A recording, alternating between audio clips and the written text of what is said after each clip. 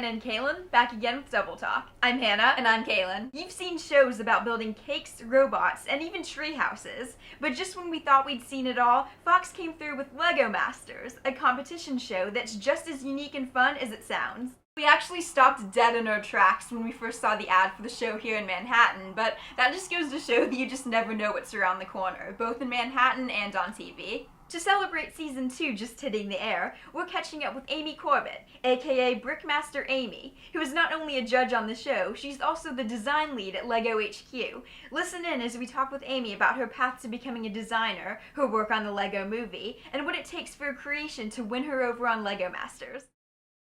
So before we get into LEGO Masters, tell us about how you got on the path to becoming LEGO's design lead, because that just sounds like a dream career for somebody who's really creative like you. How did it all come to be? It's a good question and probably quite a long story, but I think ever since I was a little kid, I loved creating, drawing, making things. So I knew I wanted to study something creative in university, and I found this great course called Product Design Engineering, a bit like industrial design.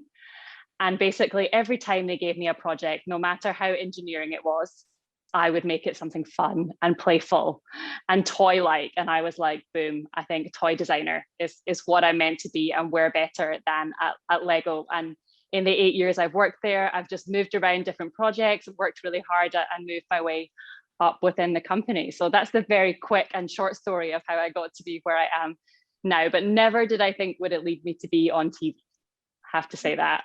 You've worked on the LEGO Friends line and the LEGO Disney line. And what's the process like for working with a huge show like Friends or a huge company like Disney to create themed products? I mean, walk us through that a little bit. Is it more like Friends comes to you with the idea, or you go to Friends? I mean, what's that like working with another big company? I think it's very much a collaboration. They come to us and say, look, this is what's happening that's new with us. This is what's interesting. Maybe we've got a new show, or we've got an anniversary coming up. And then we go back and see how can we work that into the bricks and kind of present it to them. And then we have a back and forth to see, you know, how can we get something that's very Lego, make sure we get the play experience in there, make sure it's buildable, but also that it's very true to the story and the brand as well. So very much a collaboration. You were also part of the concept design team for LEGO Movie 2. What is the biggest difference between the film in the early stages versus what we all ended up seeing on the big screen? It is totally wild and chaotic. So there's ideas flying up in the air all over the place. There's a certainty in some direction, we definitely want this. And then you try something else and you're like, that could work better. So I think in the beginning, maybe there was less worlds, there was less different exploration, there was less different places that they went. And very much in the beginning, we were shaping, okay, what makes sense in a kid's world? Where would you actually go? This is all happening in a kid's imagination. So how can we bring that like playful toy side into it? So I think there's a lot of things that we kind of said this isn't working and pushed them aside. And there's a lot of things that evolved into what you see on the screen. But it was certainly a fun and dynamic process. It's a really interesting concept, because I remember when I first heard about the idea of them making a LEGO movie, I was just like, it's so hard to imagine how you can turn a line of toys into a big screen movie. I know you came on for the second movie as part of the design concept team, but when you first heard about the idea in general of a LEGO movie, was there ever a point where you had trouble imagining what it would be like to turn a line of toys into a movie? Like, what was your thoughts when you first heard about that? I thought it was certainly going to be, I mean, we're such a strong brand with Lego. So I thought someone's going to manage to do this, but I was really curious how they were going to get that angle and how they were going to get something that was interesting for all the family. Because I think it would have been so easy that it just became really a kid's movie and really childish.